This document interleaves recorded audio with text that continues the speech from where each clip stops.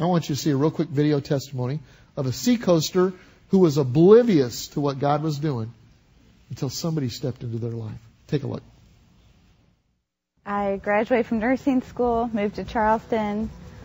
Main reasons beach and good bars downtown. Was partying a lot, drinking, just trying to fill my emptiness with anything I could, mainly guys and alcohol.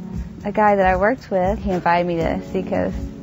And about 2 weeks later, after I started going, is when Greg presented the gospel and I accepted Christ. I had never heard the gospel presented clearly, like, from A to Z, Jesus died on the cross for your sins, that it doesn't matter how awful you are, what you've done, it doesn't matter. I was attending at the Annex, and there's a lot of young people, so I fit in there. And it was only about 3 months after I was saved that I met Nathan. Well, when I first met Amber, my small group was meeting with her small group for a scavenger hunt. We were going to go all over Charleston, finding clues and go on this scavenger hunt mission. And when I first got to the parking lot, I saw Amber, and I realized that my goal for the night was just to make sure that I got in her car for the scavenger hunt. We got married on Valentine's Day in 2004.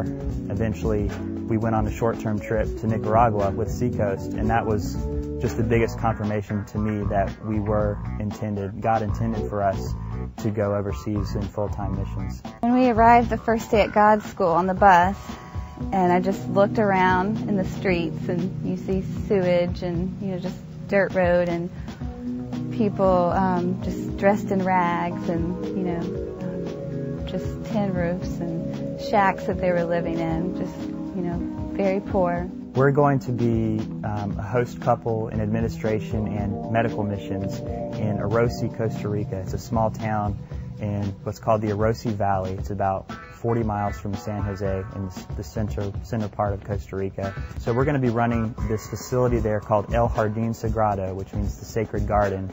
And we're going to be hosting church groups from all over Central America to come and do their retreats, their vacation Bible schools and whatnot. But we're also going to be hosting medical mission teams to do a clinic that we're going to take throughout the country to the poor areas of Costa Rica. We rest in the fact that, God does call all of us. He commands all of us to share the gospel. He doesn't discriminate. We're all called into some kind of ministry. A guy that I worked with, he invited me to Seacoast. He invited me to Seacoast. He invited me to Seacoast. He invited me to. Did you get the process? God wanted to bless a group of people in Costa Rica. He had chosen somebody that was out partying in the bars, partying hard, because there was an emptiness in their life. And so he looked around for somebody, one of his kids, who would listen to him and who would just do something good. And they did. Whoever the guy was that said, "Why don't you come to church with me?" When he gets to heaven and he sees the impact of generations of what he did, he's going to be blown away.